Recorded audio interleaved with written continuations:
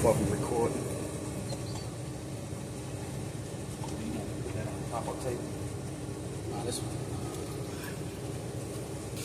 So what's going on, man? It's good, brother. Hey, yo, word up. Hey, I can't explain how much I appreciate this, you know. And it was crazy because I started this, I don't really want to consider it a podcast because it's more than a podcast for me. You know what I'm saying? And I keep forgetting I'm wearing mics and stuff. You know what I'm saying? So I just but it's more than that for me. You know what I mean? Because I started doing stuff like this back in 04. Yeah, like 04. Right. But it's crazy how far me and you go back. Like, I'm a little older than you, but you was in high school. You know what I'm saying? And it's funny how small the world is, right? Because I ain't really know you. I knew your sister, you know, because she was dealing with the music and what have you. And then to meet you through a third party, you know what I'm saying, and we done business or whatever. So we're going to go all over the place, right? Because this ain't no scripted program. Right? So first, I want to say that I really, really sincerely appreciate you taking the time out. I caught you in the middle of your travels of coming in town and you sliding out and you like, I'm like, yo, I need to give you an interview on the bus. You know what I'm saying? And you said to me, when? I'm like, yo, can we do it today? You know, you like, yo, I'll let you know. And then you said tomorrow work better for you, and we made it happen. Versus, man, it's people that's right here in my city, right here in the state where I'm at, all the time, and they can't seem to find time to make time. You know what I'm saying? Well, after this, they're gonna make time. Yeah. Well, you know, this is the reality of life. Some people don't have time for success, and they wonder why they're not successful. You know what I'm saying? So, you know, I don't even mind the people that don't have time. You know what I'm saying? Because it's bigger than what it always appeared to be anyway. So tell the people that don't know, you know, who you are, your company name. We're going to kind of go back and forth for, you know, how you originally got started and what you're doing. What I don't want to give no information out. You know what I'm saying? I don't want to touch on no secret things that you got going on that you may not want the people to know about. But I know about a couple of situations. So let's start to the beginning. For those who don't know, Carlton Ferguson. When you said start from the beginning, what I'm talking about far as when you was doing promotion. Y'all was doing pictures. Y'all was doing light film. You know, videography. Some of the business partners that you want to mention or don't want to mention. No. So Carlton Ferguson. Because I remember taking pictures of y'all for Upfront Clothing. Upfront Clothing. So we take it back to Upfront Clothing. Shout out to my boy Tech Live, my boy Big Mike, Tech Pops. Had a clothing store. Like you said, back in the early 02, 03. And remember, you used to come up there. We used to, you know, model clothes. You know, all urban brands. And I was doing pictures for the actual clothing store. We was taking pictures back then. After that, the clothing store folded or went out of business. Kind of chilled, just worked for a couple years. Then my boy Tech Live, back in around 2005, he came out with Tech Live TV. So he gave me a disc. He wanted me to watch it. And when he watched it, I was like, yo, that shit dope. Because he was like kind of recording, you know, everything that was going on in and around the city of Suffolk. So I was like, damn, my boy needs some help. So he was like, well, get in where you fit in. So I went and got a camera. I was like, boom, let's do this. So we took it to another level, went to all around the 7 cities. Then we started interviewing some athletes, some entertainers, some entrepreneurs, and we just won a couple awards for having like you know, one of the hood urban street DVDs back then, before what the people are doing now, before Smack, before all you know, all the battle rap DVDs. We was doing it back then, and then you know we went our separate ways. You know, then me and my boy Troy. I move around. I always move around. Me and my boy Troy, we started like Street Kings. So with that, we was like, okay, let's take it to an even higher level. you know. So we was mainly going up and down the East Coast, you know, recording not only here in the, you know, 757 area, but along the East Coast. And during that time, I was still had like 1 foot in the game, like still doing a little dirt, you know. So we was actually about to get a distribution deal for the documentary that we filmed, The Best of 757. It took us like 2 years to film it. We had so much footage, you know, so many interviews. And then right before we was about to sign the paperwork, you know, well, a couple months before, I ended up getting locked up, ended up getting indicted, you know. Long story short, I took it all the way to trial, blue trial, then, you know, got found guilty, you know, didn't snitch, didn't do anything. I thought I was actually going to beat the case, but I didn't. Ended up doing like 2.5 years. So during that time, I was locked up. I was like, man, shit. I felt it. You know how some people be like, man, I can do 2 years, 3 years standing on my. No, I felt every day of it. I hated it because I know what I was supposed to have been doing with my life. Right. And see, that's the difference. When some people can get incarcerated and it really don't do much for them, versus when you catch a person that's always on the move and they're not stagnated in life. Right. For somebody to hold you still is like one of the worst punishments that can happen to you. Yeah, because I you know, somebody telling you when to wake up, when to eat, and I know that my mind and my imagination was so big and what I wanted to do. A lot of what I'm doing now is like traveling the world, going different places. But anyway, while I was locked up, I was like, damn, what I'm gonna do now? You know, in like 2.5 years. But during that time, I met this old white man. He was reading these magazines, these airplane magazines, these jet magazines. And one day I just asked him, I'm like, why you read all these magazines? What makes them so interesting to you? He was like, man, Carlton, I used to fly. I used to fly a lot when I get out. You should try it. So I'm like, fly? So boom, he ended up giving me a magazine. And when I'm looking through the magazines, like jets that's costing 50, 60, 75, $100 million, you know. Not thousands. Not thousands. So, million. So boom, when I seen that, I said, I'm sitting here in jail. Right. You got people that's owning jets that's like $100 million or more. Right. What the fuck am I doing with my life? Fill it up is what somebody making a year on their job. Right. Right. So I was like, what the fuck am I doing with my life? I need to tighten up when I get out of here. So, and at the same time, I had like this flashback, this dream I had, you know, when I was younger, and it kind of put everything in perspective. When I was, about 5 years old, I had a dream that I was a grown man on a jet, on a private jet, with a blue suit on, me and like 3 of my friends.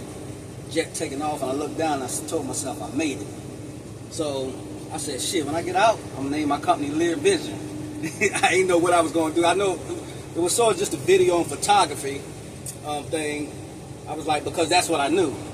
So stayed up, got out, stayed in Virginia a couple months, locked in with you and Rec. Shout out to my boy Total Rec. Y'all was doing a Cotton Club, and believe it or not, you came to me one day and said, man, I can see this on the clothing line, man. He said, I can see your vision. He was like, yeah, I can see you on top of skyscrapers and people posing and taking pictures. I was like, damn, I was thinking, you know what I'm saying? Well, for you to see that, I appreciate it. Yeah, no question. Because then I left here, I went up to Maryland, and I started the Lear Vision videography, photography, connected with one of my boys up there. And then somehow, I always try to look professional when I go out. So I just put the logo on my t-shirt, on my hats, and every time that I did an event, every time somebody asked me, where'd you get that shirt from? Where'd you get that hat from? Where'd you get that jacket from? Like, yo, this shit is crazy. I said, I might get something here. Let me back up a little. Then my boy Bimp, prior to that, what really made me started putting it on, like my clothing, he was like, I want you to film the KRS-One show. He said, KRS-One's coming to Baltimore at the Rams Head Arena. And he was like, look, it's just going to be you and KRS-One on stage. I'm like, yo, for real?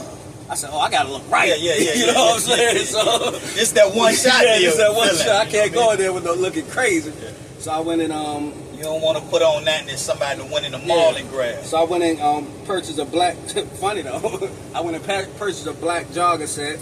Went to the mall, printed the logo on. It was it was heat pressed in. The logo spoke for itself. Though printed the logo on the back of the hoodie, and we filmed KRS-One, chopped it up with him. You know, for about a couple hours. You know, me and Bimp, you know, dropped him off at his hotel. You know, he dapped me up, told me appreciate it. He wanted to see the footage, the pictures, and all that. And probably like 2 weeks later, I took the same designs and I put them on Facebook at the time. And when I put them on Facebook, the reactions just went crazy. People just were like, yo, how do I order them? How can I get them? And this shit kind of took off from there. Gotcha. And I was like, damn, shit, I got something here. I really got something here. So, but I didn't know the clothing business. Gotcha. I understood business. I was like, I just didn't know, you know what I'm saying? So I had to learn along the way. So then I started, you know, learning about different fabrics, different textures, you know, meeting with designers, meeting with manufacturers, companies, learning how to get the clothing screen printed, embroidered, sewn, cut and sew. So it was a lot to learn, you know, for one person. But then, you know, started doing fashion shows. People started connecting with me in the D.C. area, Virginia, New York, and people from all over. You know, they wanted my clothes, so it was just like a big deal. But in the clothing business, you're always spending money. Like you're always, and it's cash money too, you know, or credit, but you got to pay that right back, especially if you got business credit. So then, you know, we took off about three strong years. No celebrity endorsement, no heavy celebrity endorsement. It was just the people, and they felt it. They know it was real because when you put it on, you felt a certain way. And the name of it alone, you know, Live Vision. Yeah. But explain it to the people, because I distinctly remember when I asked you what Live Vision meant to you, and what was it, and where you got it from. You know what I'm saying? So explain to the people what Live Vision really is, because a lot of people don't know what a Live Vision is. Well, Live derives from a Learjet. Right, but see, they don't know that. Yeah. They don't know that. They're just thinking, ooh, that's a catchy name. Not knowing Live Vision, Live is a type of jet. You know what I'm saying? Private jet. Exactly. So you're talking about people scrambling to buy a $50,000 car. You know, some people. I'm talking about basic people. You know what I'm saying? They scrambling to buy a $50,000 car and things such as that nature. Versus your brand is named after of a jet that costs millions of dollars. You know what I'm saying? And we ain't talking about 1 or 2 million, because people think $1 million a lot of money. $1 million ain't nothing but 100,000 times 10. You know what I'm saying? And so until you start dealing with money, a lot of money seems like it's a lot until you break the numbers down. Until you get the money and you realize that it ain't a lot. It ain't a lot. You know what I'm saying? So yeah, Lear derives from Learjet. It's a private jet. Going back to when I had that, when I met the old white man in prison, and he gave me the Jet magazine, and I started seeing those jets, you know, started reading the magazine and seeing how much those jets actually cost. So I was like, I want one of them. This is my vision. Even if I don't get it, I'm going after it. This is what I'm attaining. You know, this is what I want those around me to be able to obtain, because you know me, so anytime anybody ever been around me in life, they know that I inspired them to do better. Like not to go down. Even when I was hustling, we gonna be the biggest of the big. Even if we ain't, we gonna aspire to be. You know what I mean? Good or bad. So Lear, I believe I know it's obtainable now because, you know, of my travels and the things I've seen, not only just in, you know, being in the fashion industry and real estate as well.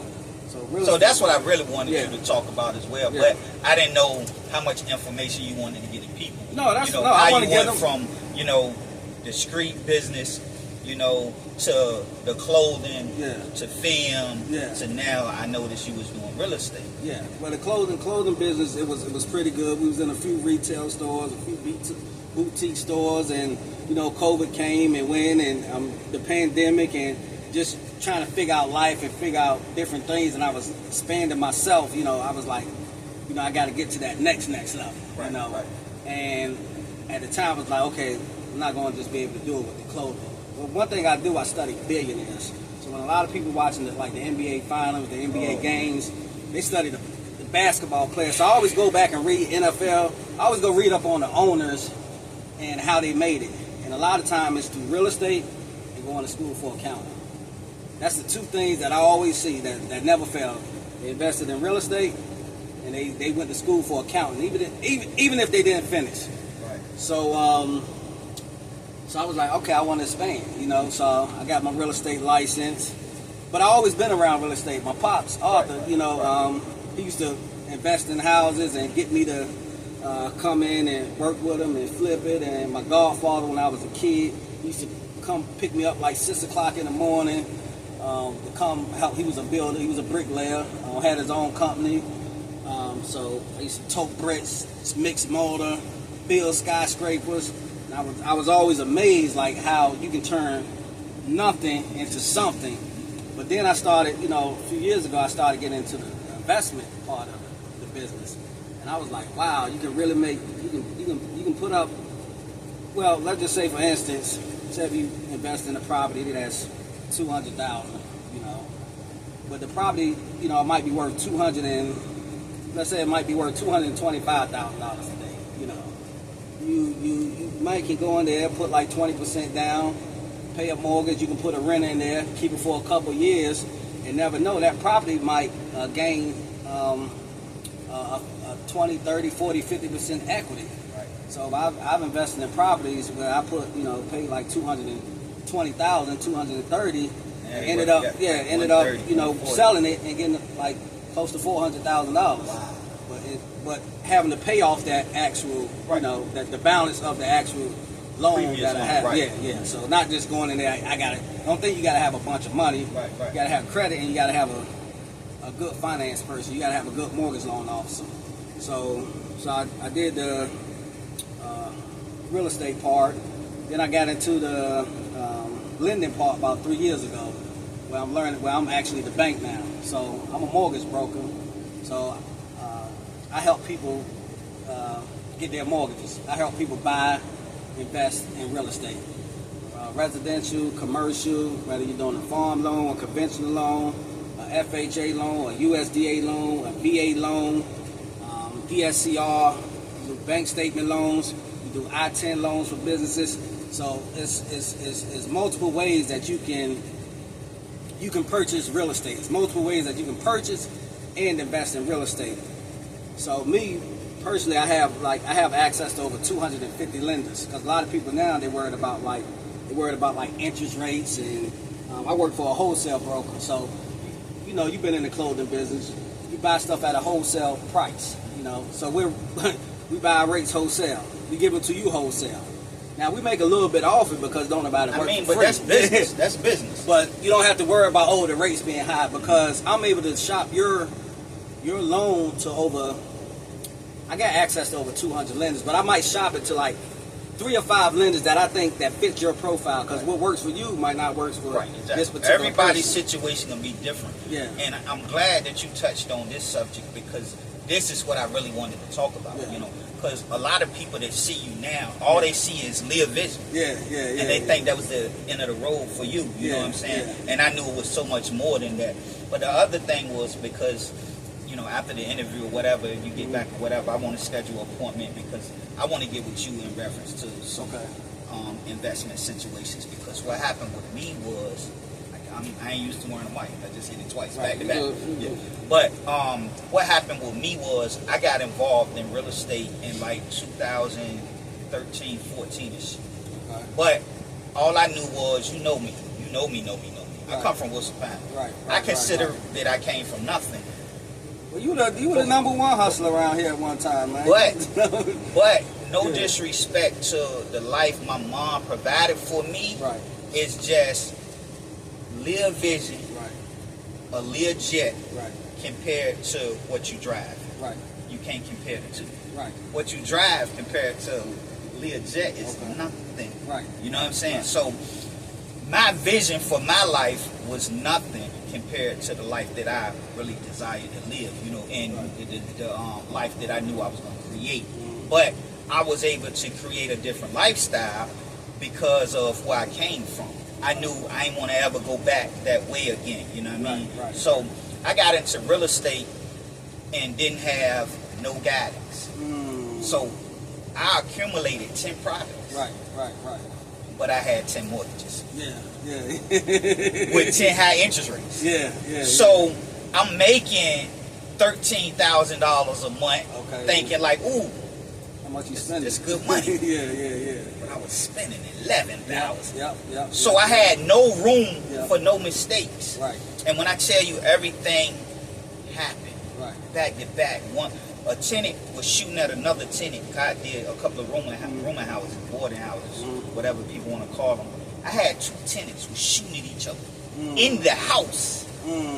How can you collect rent from the other 2 tenants? Right. It's 2 tenants in there shooting. Right. You know, so then in one of the other rooming houses, boarding houses, somebody got killed next door. Then one of the other ones, a guy went to sleep, working long hours, burnt the kitchen down. You know, I went through a financial down spiral for a minute, and I kind of barely got just beginning to make it kind of level out. You know what I'm saying? To be honest with you, not get back, just make it kind of level out. Yeah, well, if it's leveled out, you can always scale up. Right. You ain't going down. Right, exactly. You're right exactly. here, so Right. and you have the experience. Like people think, like when you go through something, like I had a friend that said, "Man, I bought these 2 trucks, and damn, man, I failed." I said, "What you mean you failed?" Right. He said, "Man, I ain't make no money. I kept these trucks for 2 years." I said, "No, you actually won." He said, "What you mean?" I said, "You learned because you're not going to do that again. Right. Now you're going to take that money, take your credit, and you're going to be able to invest it in something that you actually know, which is real estate. But, you know, so don't take that as a failure. Take that as a life learning lesson." He's like, "Well, I lost 80,000. I said, "Some people go to college and spend 80,000. No, 300,000. Yeah, I mean, I'm just You know saying. what I'm saying? Yeah, all different prices, and they learn. People learn in different ways. And they You know? don't even have a job in their field. Right. You know, I have a cousin, she master's degree, Yeah. but I make way more money than she make. Yeah. You know what I'm saying? Yeah. So she paid this to go to college. Yeah. I paid this for my lessons. So Long as you pay. yeah, you gotta pay. You gotta pay it. somehow. Yeah, that's it. You pay One way or the now. other. You pay now, pay later. I tell all young people, you're gonna learn the hard way. You know what I'm saying? You either gonna choose the hard way or life gonna happen the hard way. So you gonna choose which. You gotta choose your heart, but it's gotta happen. You gotta go through something. Ain't nobody gonna go through life and think everything's smooth and peaches and whatever. Everybody go through something, but you gotta set your life up, put yourself in position where you're able to take care of your family, take care of yourself, not just for the day, but for a generation. For generations down. Like the Bible said, a good man leaves something for his kids. Right. So that always, when I read that scripture, that was always in the back of my mind. Like, I got to be able to leave something for my kids. You know what I mean? Even if it ain't for my kids, at least it's for my grandkids. Right. I have some one day. But yeah. Well, look, I know y'all got to hit the road, but I wanted to sincerely let you know how much I appreciate you taking the time out, man. We definitely gonna have to revamp this because you got a lot of valuable information. So the next time we come back around it for the full circle, we're gonna just strictly talk about the real estate side of it, the investment side of it, and talking to the people about everybody's situation different. So they can't just call you or pull up on you or meet with you and think, well, you did it for Sam, but you don't know Sam's situation. You know, you ain't know Sam been paying his bills on time. You know you ain't paying your stuff on time. You know what I'm saying? And then some people want stuff that they can't afford. You know what I'm saying? But some people want $1 million house, don't want $1 million payment. Right. But in some first-time home buyers, I want all of these amenities. Okay, this is where you start. You start here. Keep this house for a couple years. Keep this townhouse. Keep this condo for a couple years. Let it build some equity. Once it builds equity, then you go after your next house. Then you go after your dream home. You're able to use that money that you previously put in your first home. You're able to use the equity you built to put down on your second home, on your dream home. You know. So we about to go back and forth. And this interview gonna keep going on and on. Right. No. But I just want to say, real estate, business, entrepreneurship. It's 100 jobs out here. It's millions of jobs. But always find something that you like to do as well. You know, even if you got a job, always have something on the side.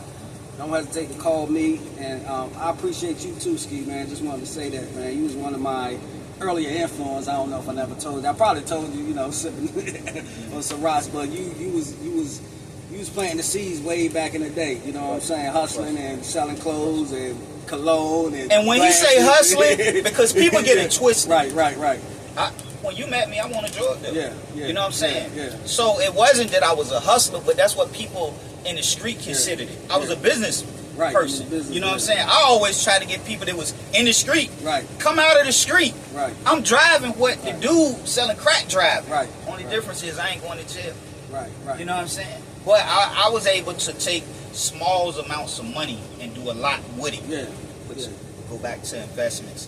But get the people your contact information that you want them to have, any of your social media that you want them to have. Okay. And I forgot to say it in the beginning, man, because to be honest with you, I just was so thankful that you could take the time to do this. This whole situation is called Yaakov Aqua Vibes. Okay. And what's crazy is my birth name is Abdul Marquez Yaakov. Jacobs was my father's last name, so that's the name that the hospital gonna put on your birth certificate because he signed it. So that's the name that they give you. My mother named me Abdul Marquez Yaakov. Jacobs was my father's last name. So Yaakov is me. Okay. And I keep hitting the mic. Yaakov is me. Okay. So I have a clothing brand called Aqua Square. You know, I'm only doing my brands, clockwork. So I came out with Aqua Square because the first clothing brand was a little too lengthy. What's the meaning behind Skilo? Then me and my business partner came out with Motivated Minds. Okay. That's more simplified, you know, it's self-explanatory. Motivated Minds. You're definitely a motivated mind. And always have been. You know, always have been. You know what I'm saying? What's that, man? What's that? You know, I always done that. I always done that. You know what I'm saying? Like, yeah, I've been doing that forever. It's never a disrespect thing. It's just, I'm solid. Yeah. You know, just imagine how many people done shook your hand and you knew they was fake. Right. I'm solid. Right. Every time. Clockwork from day one. Right. Always have been. But, man, we definitely get the people your contact information because when the energy good, it just keep going on and on. Yeah, we keep going. Contact information 301-723-7176. That's my direct business line. Email info@cdfergusonlending.com. Website www.cdfergusonlending.com. If you want to buy a home, invest in a home, get at me. I can get you down payment assistance. I can get you. I can find you a grant program that fits you and your family needs. I can find you a product, a program for any of your real estate needs. Everybody's situation is unique.